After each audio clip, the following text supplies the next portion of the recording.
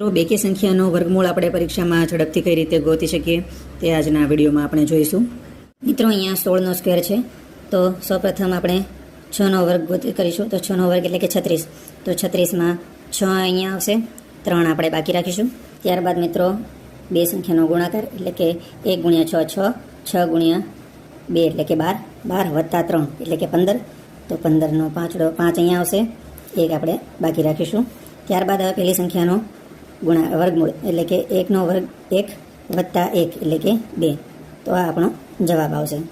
એ જ રીતે મિત્રો 63નો વર્ગમાં આપણે કાઢીશું. તો સૌપ્રથમ 3નો વર્ગ એટલે કે 9, 6 આ બે સંખ્યાનો ગુણાકાર એટલે 6 તારી 18, 18 દુ 36 એટલે કે 6 આવશે, 3 બાકી રાખીશું. ત્યારબાદ 6નો વર્ગ એટલે કે 6 36 અને વત્તા 3 એટલે કે 39 એટલે કે 39. તો મિત્રો આ આપણો જવાબ આવશે.